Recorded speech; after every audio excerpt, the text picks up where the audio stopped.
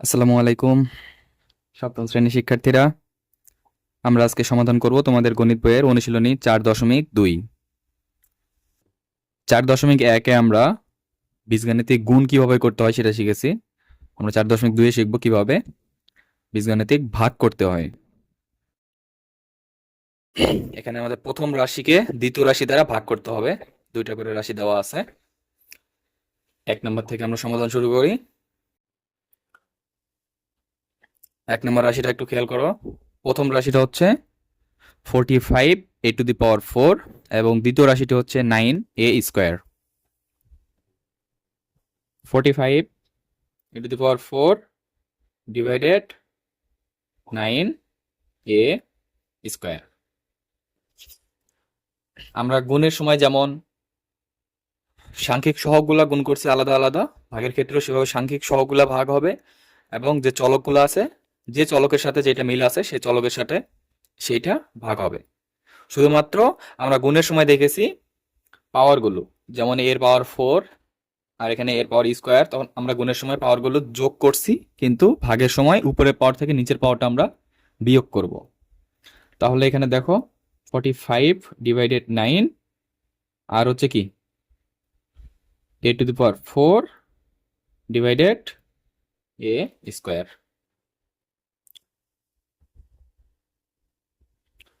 তাহলে 45 ডিভাইডেড 9 কত হচ্ছে 5। এখানে কত থাকবে a টু দি পাওয়ার 4 আর এখানে a square. a to the power 4 এর সাথে যদি আমরা a স্কোয়ার ভাগ করি তাহলে স্কোয়ারে কত 2 মাইনাস হয়ে যাবে, তাহলে a হয়ে যাচ্ছে কত স্কোয়ার। তাহলে 5 আর a স্কোয়ার, এখানে আনসার।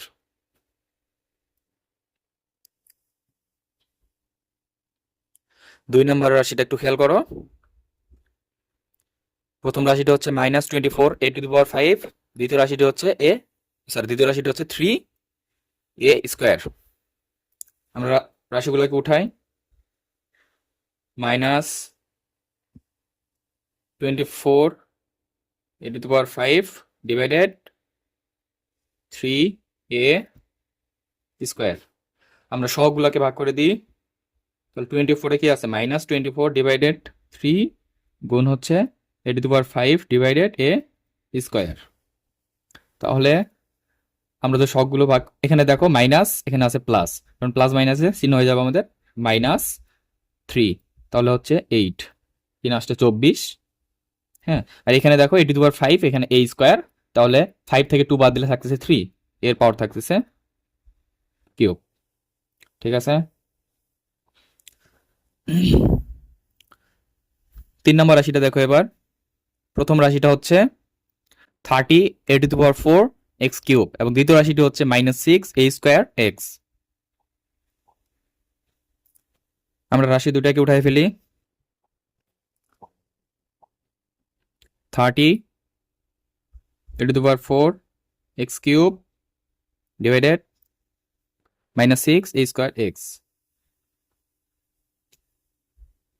ঠিক আছে, এখানে সহগ 30 ডিভাইডেড -6 গুণ এর পাওয়ার দেখি আমরা কত, উপরে পাচ্ছি 4, নিচে স্কোয়ার, গুণ x এর পাওয়ার, উপরে কিউব আর নিচে কিছু নাই।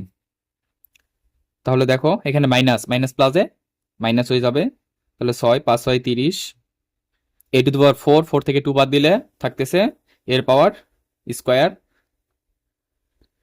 x কিউব মাইনাস, এখানে x এর পাওয়ার কিছু নাই মানে একটা 1 আছে, তাহলে 3 - 1 2, তাহলে x স্কোয়ার। তাহলে অ্যান্সার হচ্ছে -5 a স্কোয়ার x স্কোয়ার। এবার 4 নম্বর রাশিটা দেখো।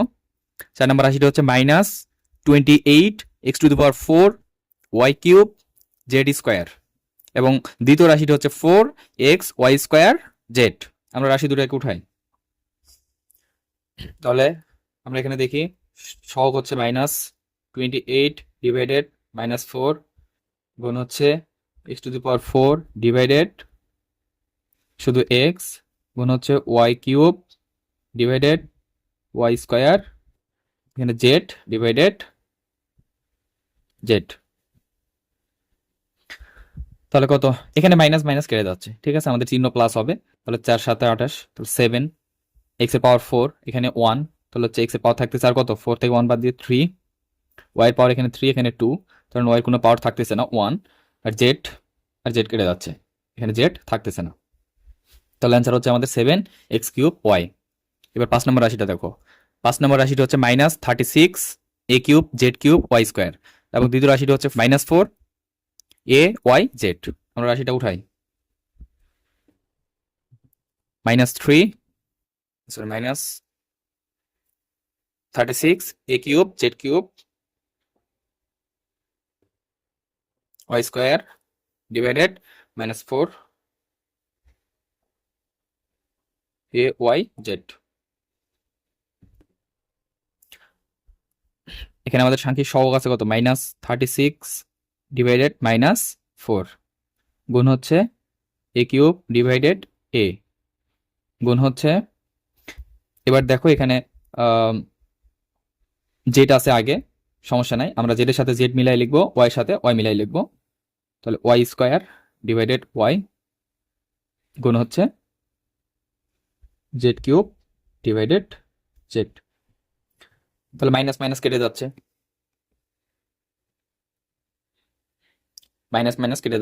এখানে থাকতেছে তাহলে শুধু 4 লং 36 9 a³ a, তাহলে থাকতেছে a²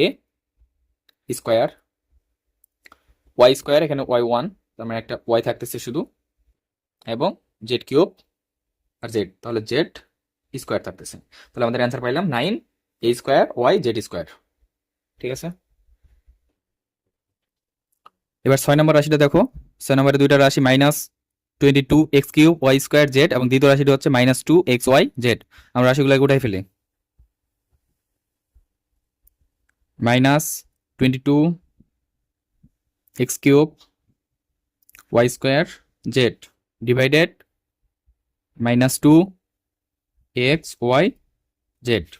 সাংখ্যিক সহগ হচ্ছে -22 ডিভাইডেড -2, x এর পাওয়ার এখানে কিউব আর এখানে হচ্ছে শুধু x, y² ডিভাইডেড y, আর পাচ্ছি আমরা z ডিভাইডেড z। তাহলে দেখো এখানেও সেম, মাইনাস মাইনাস কেটে যাচ্ছে, শুধু থাকতেছে 2, তাহলে 11 দুগুণ 22, তাহলে 11, x এর পাওয়ার থাকতেছে কত, 3 থেকে 1 বাদ দিলে 2x², তাহলে y², 2 থেকে 1 বাদ দিলে 1 থাকতেছে, তাহলে y আর z কেটে যাচ্ছে, তাহলে এটার অ্যান্সার কত হলো 11x²y।